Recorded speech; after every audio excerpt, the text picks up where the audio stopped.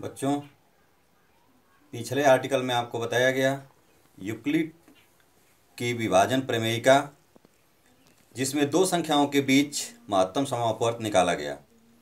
उसके अगले क्रम में अगली आर्टिकल है अंकगणित की आधारभूत प्रमेय, फंडामेंटल थियरम ऑफ अर्थमेटिक। बच्चों, प्रत्येक भाज्य संख्या को अभाज्य संख्याओं के गुणनफल के रूप में व्यक्त किया जा सकता है तथा यह गुणनखंडन अभाज्य गुणनखंडों के क्रम के बिना अद्वितीय होता है। कहने का मतलब, किसी संख्या का आप अभाज्य गुणनखंड करेंगे, जैसे 10 ले लीजिए, आप 10 का अभाज्य गुणनखंड करते हैं 2 गुणे 5, इसको 5 गुणे 2 भी आप लिख सकते हैं। क्रम कोई माने नहीं रखता है। बच्चों, गणित का आधारभूत प्रमेय पिछली कक्षाओं में अभाज्य गुणनखंड विधि के नाम से जानी गई। यहाँ दो या अधिक संख्याओं के बीच गणित की आधारभूत प्रमेय का प्रयोग करके महत्तम समापवर्त, लघुत्तम समापवर्त तथा उनके बीच संबंधों का अध्ययन किया जाएगा। महत्तम समापवर्त की बात रही, दोनों संख्याओं का अभाज्य गुणनखंड किया जाएगा। दो या अधिक संख्याओं का अभाज्य गुणनखंड किया जाएगा तथा उन सब में सबसे छोटी घात वाला उभयनिष्ठ अभाज्य गुणनखंड ही उनका महत्तम समापवर्त होता है। यदि सब में कई संख्याओं की छोटी घातें उभयनिष्ठ हैं तो उन सब को लेकर और सबका गुणा किया जाएगा तथा प्राप्त गुणनफल ही महत्तम समापवर्त होगा। लघुत्तम समापवर्त, दोनों संख्याओं का अभाज्य गुणनखंड किया जाएगा या अधिक संख्याएं हो तो उनका अभाज्य गुणनखंड किया जाएगा।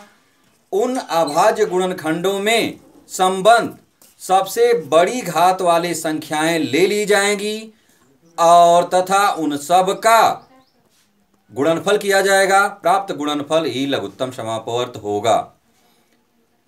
इसके बाद लघुत्तम समापवर्त तथा महत्तम समापवर्त तथा उन दोनों संख्याओं के बीच संबंधों का अध्ययन किया जाएगा। इस आर्टिकल के अंतर्गत गणित की आधारभूत प्रमेय में लघुत्तम समापवर्त, महत्तम समापवर्त तथा उनके संबंध की प्रक्रियाएं जारी रहेंगी। अंकगणित की आधारभूत प्रमेय, फंडामेंटल थियरम ऑफ अर्थमेटिक। प्रत्येक भाज्य संख्या को अभाज्य संख्याओं के एक गुणनफल के रूप में व्यक्त किया जा सकता है तथा यह गुणनखंडन अभाज्य गुणनखंडों के आने वाले क्रम के बिना अद्वितीय होता है। जैसे 30 का गुणनखंड कर लिया जाए बच्चों, 2 गुणे 3 गुणे 5 है। इसे 5 गुणे 3 गुणे 2 भी लिखा जा सकता है। क्रम कोई माने नहीं रखता है। अंकगणित की आधारभूत प्रमेय को पिछली कक्षाओं में अभाज्य गुणनखंड विधि के नाम से जाना गया। इसका प्रयोग दो या अधिक संख्याओं का महत्तम समापवर्त, लघुत्तम समापवर्त आसानी से प्राप्त किया जा सकता है। महत्तम समापवर्त होता है बच्चों, संख्याओं में प्रत्येक उभयनिष्ठ अभाज्य गुणनखंड की सबसे छोटी घात का गुणनफल। मतलब आपके पास जितनी भी संख्याएं दी रहेंगी उनका अभाज्य गुणनखंड घात के रूप में किए जाएंगे और उन सब में सबसे छोटी घात वाली संख्याओं को ले लिया जाएगा और वो उभयनिष्ठ होनी चाहिए, यानी हर में कॉमन होनी चाहिए और फिर उनका गुणा किया जाएगा। वही गुणनफल ही अभीष्ट महत्तम समापवर्त होगा। जैसे 336 का गुणनखंड हुआ 2 की घातें 4 गुणे 3 गुणे 7। 54 का अभाज्य गुणनखंड हुए 2 गुणे 3 की घातें 3। बच्चों, दोनों में 2 कॉमन है तो 2 कॉमन है, 2 की सबसे छोटी घात यहाँ 2 हो जाएगी और 3 भी कॉमन है तो 3 की सबसे छोटी घात, यहाँ 3 की घातें 3 है, यहाँ 3 की घातें 1 है। सबसे छोटी घात 3 की घातें 1 है तो यहाँ 3 ले लिया जाएगा। दोनों का गुणा किया जाएगा, 2 तिहाई 6, यही 6 अभीष्ट महत्तम समापवर्त होगा। लघुत्तम समापवर्त होता है बच्चों, संख्याओं में संबंध प्रत्येक अभाज्य गुणनखंड की सबसे बड़ी घात का गुणनफल, यानी 2 या अधिक हों तो उनके जो अभाज्य गुणनखंड आते हैं उन सब में कॉमन रहें या न रहें सबसे बड़ी घातों को लिख लिया जाएगा और उनका गुणनफल निकाला जाएगा। वही गुणनफल अभीष्ट लघुत्तम समापवर्त होगा। जैसे 336 हुआ, 336 बराबर 2 गुणे 4 गुणे 3 गुणे 7 किया जा सकता है। 54 का अभाज्य गुणनखंड 2 गुणे 3 की घाते 3, ठीक है ना। अभाज्य गुणनखंड यहाँ किए गए हैं सबके। 54 बराबर 2 गुणे 3 की घाते 3, ये 2 की घाते 4 बच्चों, ये 2 है, दोनों में 2 की घाते 4 कॉमन है तो 2 की घाते 4 ले लिया जाएगा। दोनों में 2 की घात 4 बड़ी है इसलिए 2 की घात 4 ले लिया जाएगा। 3 दोनों में कॉमन है, 3 की बड़ी घात 3 की घाते 3 है इसलिए 3 की घाते 3 ले लिया जाएगा। 7 दोनों में कॉमन नहीं है फिर भी 7 को लिया जाएगा, क्योंकि दोनों में जो भी संख्याएं कॉमन रहें या न रहें उनकी बड़ी घात को लिया जाएगा, तो 7 ले लिया जाएगा। 2 की घाते 4 गुणे 3 की घाते 3 गुणे 7 गुणा कर दिया जाएगा बच्चों, मिल जाएगा 3024 जो अभीष्ट लघुत्तम समापवर्त होगा। जांच करने के लिए दो संख्याओं का महत्तम समापवर्त, लघुत्तम समापवर्त और उन दोनों संख्याओं के बीच संबंध की बात रही तो लघुत्तम समापवर्त और महत्तम समापवर्त का गुणनफल दोनों संख्याओं के गुणनफल के बराबर होना चाहिए। महत्तम समापवर्त गुणे लघुत्तम समापवर्त बराबर दोनों संख्याओं का गुणनफल। संख्याएं हैं 336 और 54, जिनका महत्तम समापवर्त मिला है पीछे 6, लघुत्तम समापवर्त मिला है 3024। महत्तम समापवर्त और लघुत्तम समापवर्त का गुणा करेंगे बच्चों बराबर a गुणे b, यानी दोनों संख्याओं का गुणनफल। महत्तम समापवर्त का मान 6, लघुत्तम समापवर्त का मान 3024 बराबर पहली संख्या 336, दूसरी संख्या 54। इस दोनों का गुणा किया जाएगा 18144 और दोनों संख्याओं का गुणा किया जाएगा यहाँ भी 18144, अतः दोनों बराबर हुए। यही संबंध होता है दो संख्याओं का महत्तम समापवर्त गुणे लघुत्तम समापवर्त बराबर दोनों संख्याओं का गुणनफल। बच्चों एक्सरसाइज 1.2 पिछली एक्सरसाइज समाप्त हो चुकी है। फर्स्ट क्वेश्चन है 140 को अभाज्य गुणनखंडों के रूप में व्यक्त करिए।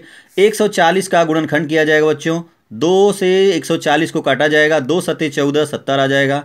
2 से 70 को काटा जाएगा 35 आ जाएगा। 5 से 35 को काटा जाएगा 7 आ जाएगा और 7 से 7 में भाग दिया जाएगा, एक बार जाएगी, 7 एकम 7 हो जाएगा। 144 बराबर 2 गुणे 2 गुणे 5 गुणे 7 आ गया, 2 गुणे 2 गुणे 5 गुणे 7 आ गया।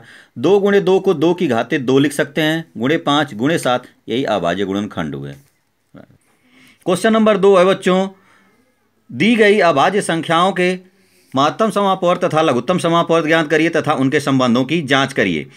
पहला क्वेश्चन है 26 का अभाज्य गुणनखंड हो जाएगा बच्चों, जो 2 से भाग देंगे 13 बार जाएगा, 13 से भाग देंगे 13 एकम 13 हो जाएगा। 26 के अभाज्य गुणनखंड हुए 2 गुणे 13। 91 है, 91 को 7 से काटेंगे, 7 से 91 में भाग देंगे 13 बार जाएगा, 13 से 13 में भाग देंगे 13 एकम 13। 91 का गुणनखंड हुआ 7 गुणे 13। महत्तम समापवर्त होगा, दोनों में उभयनिष्ठ देखा जाता है, तो दोनों में उभयनिष्ठ 13 है और दोनों में छोटी घात 1 1 ही है, तो महत्तम समापवर्त 13 हो जाएगा। लघुत्तम समापवर्त, दोनों में संबंध सब संख्याओं को लिया जाएगा। 2 है बच्चों, भले दोनों में नहीं है लेकिन 2 को लिया जाएगा। 7 ये भी लिया जाएगा। 13 दोनों में कॉमन है, सबसे बड़ी घात लिया जाता है लेकिन यहाँ दोनों घातें समान है, अतः 13 एक बार लिया जाएगा। 2 गुणे 7 गुणे 13 गुणा किया जाएगा बच्चों, 182 आ जाएगा। महत्तम समापवर्त गुणे लघुत्तम, जांच की बात रही, महत्तम समापवर्त गुणे लघुत्तम समापवर्त, महत्तम समापवर्त का मान 13 आया, लघुत्तम समापवर्त का मान 182 आया, दोनों का गुणा करने पर 2366 आएगा।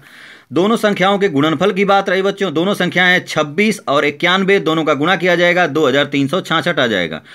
महत्तम समापवर्त और लघुत्तम समापवर्त का गुणनफल जितना आया था उतना ही दोनों संख्याओं का गुणनफल आया बच्चों।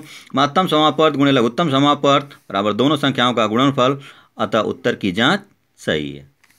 क्वेश्चन नंबर 3 की बात रही बच्चों। क्वेश्चन नंबर 3 में पूछा जा रहा है, दी गई संख्याओं के महत्तम समापवर्त तथा लघुत्तम समापवर्त अभाज्य गुणनखंड विधि से ज्ञात करिए।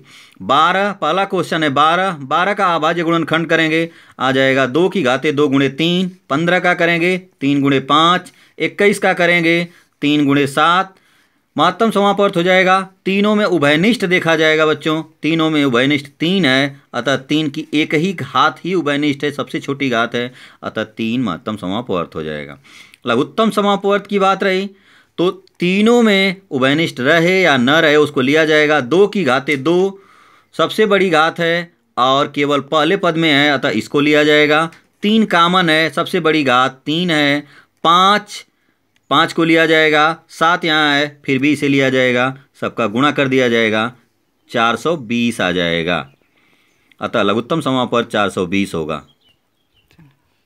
क्वेश्चन नंबर 4 है बच्चों, दो संख्याएं 306 और 657 का महत्तम समापवर्त 9 दिया हुआ है, लघुत्तम समापवर्त निकालना है आपको। तो फार्मूला प्रयोग करेंगे, महत्तम समापवर्त गुणे लघुत्तम समापवर्त बराबर पहली संख्या गुणे दूसरी संख्या। महत्तम समापवर्त का मान 9, लघुत्तम समापवर्त का मान 6, लघुत्तम समापवर्त का मान निकालना है। पहली संख्या 306 है, दूसरी संख्या 657 है। लघुत्तम समापवर्त बराबर हो जाएगा 306 गुणे 657, 9 बटे में चला जाएगा, 9 से 657 में भाग देंगे 73 बार जाएगा, 306 गुणे 73 बराबर 22,338, यही अभीष्ट लघुत्तम समापवर्त होगा बच्चों।